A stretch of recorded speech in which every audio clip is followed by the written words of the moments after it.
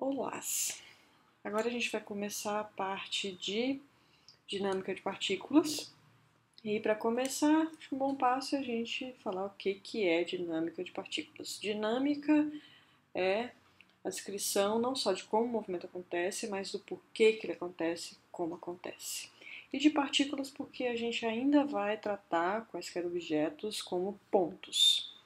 Tá? Significa que a gente ainda vai estar naquela aproximação lá de pegar um objeto, seja lá ele qual for, seja lá qual for o formato, o tamanho dele, a gente vai escrever ele como se a gente estivesse olhando ele de muito longe, de bem longe, de tal modo que tratá-lo como um ponto não é algo tão equivocado assim.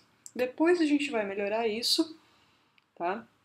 E a gente vai poder falar de um objeto extenso como uma sequência de pontos e a gente vai inclusive poder falar que ponto é esse que é o melhor para a gente caracterizar. Se for para reduzir um objeto como ponto só, que ponto é esse?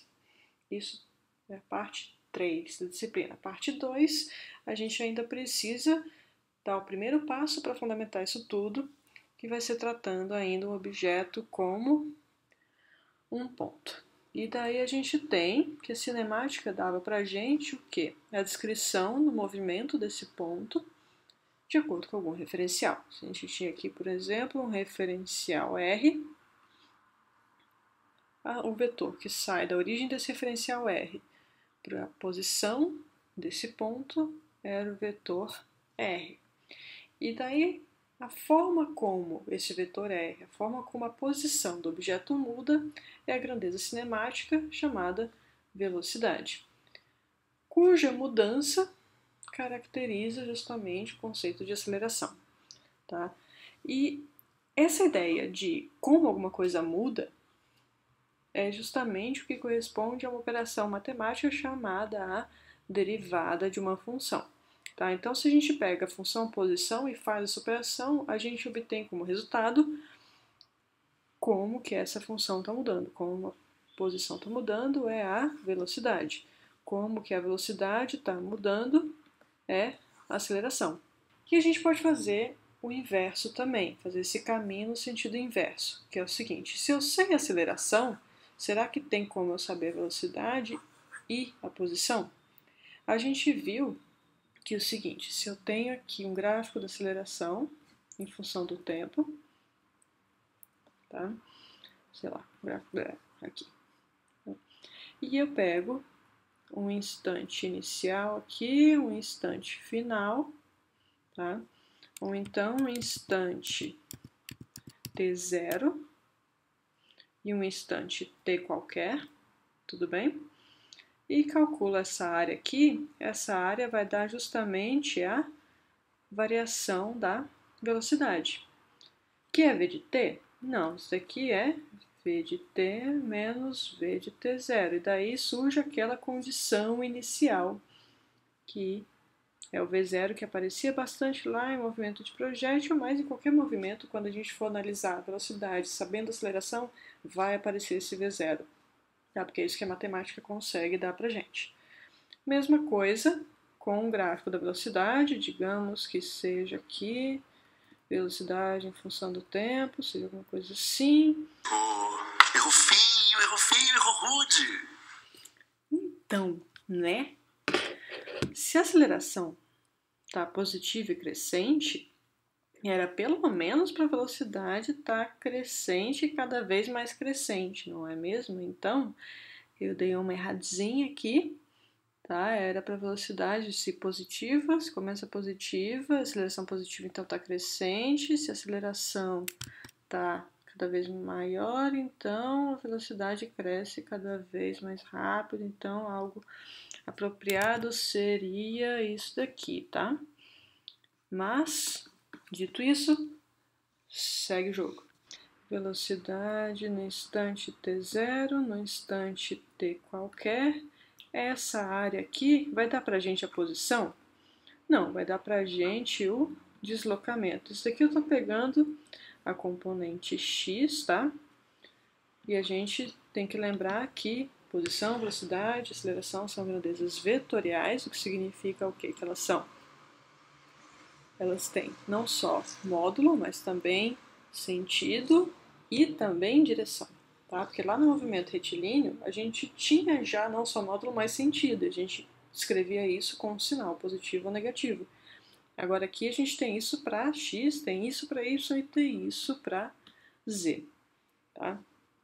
Voltando aqui, a área embaixo do gráfico não dá a função posição, ela dá o deslocamento, onde isso daqui é x de t menos x de t0, e daí aparece a posição inicial que estava presente em vários exercícios que vocês fizeram. Tá? Bom, por que eu estou falando isso, essa revisãozinha de cinemática? Porque é o seguinte, essa matemática aqui dá pra gente um poder bem interessante, que é o seguinte. Imagina que a gente queira que um certo sistema, um certo corpo, se mova de um determinado jeito. A gente quer que um pedacinho de mundo funcione do jeito que a gente está planejando ele para ser. Imagina, basicamente, o que vocês, futuros engenheiros e engenheiras, vão fazer, certo? Boa parte do tempo, talvez, quem sabe. Mas, voltando. Imagina que vocês queiram que o objeto se mova de um certo jeito específico. Então, vocês querem esse cara aqui. Vocês querem a posição funcionando de um certo jeito. Ora, basta a condição inicial e a velocidade para vocês determinarem isso. E basta a velocidade inicial também e a aceleração para vocês terem isso. E, bem possivelmente, vocês já se encontraram com essa expressão em algum momento da vida. Vamos melhorar ela. Primeiro, aceleração é vetor, força também. Aqui, mais precisamente, a força resultante. Isso aqui é um leve spoiler da segunda lei de Newton. Tá? O que ela está dizendo para a gente? Tá? Quem que é esse cara aqui? Esse cara é a força resultante. Bom, só falei o nome, né? Agora vamos para o significado. Esse cara é o saldo de todas as interações. Forças, nada mais, nada menos, são do que a formulação matemática de interações. Então, as forças agindo no corpo é quem está mexendo com esse corpo, quem está empurrando ou puxando ele para algum lugar. Pega todo mundo que está mexendo com esse corpo e faz tipo o extrato das interações. O saldo desse extrato é a força resultante. Esse M, depois a gente vai ver direitinho, mas é a massa desse corpo, é uma característica dele. E aqui a gente tem a aceleração desse corpo. O que a segunda lei diz pra gente é o seguinte: interações determinam mudança de movimento. Tá? Bom, já viram o link que eu quero fazer? Ora, a gente pode, se a gente quiser, controlar quem está aqui, quem são essas forças, para que essa resultante seja tal que dê uma aceleração para o meu objeto, para, com essa aceleração, ele ter um certo movimento e estar onde eu quero, quando eu quero. Sentiram o poder da coisa? Poder. Tá? É isso que vocês vão ganhar aprendendo bem as leis de Newton. Tá? E é o poder também que cálculo dá para vocês ali com a tal da derivada, a tal da integral. Tudo bem? E tem um ponto bem importante que é o seguinte: a segunda lei de Newton só vale para uma certa classe de referenciais. Porque lembre que a aceleração é relativa, certo? Todas essas grandezas cinemáticas presumem um referencial e dependem do referencial. E a aceleração, então, só num certo conjunto de referenciais que vai ser igual, se multiplicada pela massa, à força resultante. Essa igualdade aqui que está em xeque. Tá? É essa igualdade aqui que só vale para referenciais iniciais.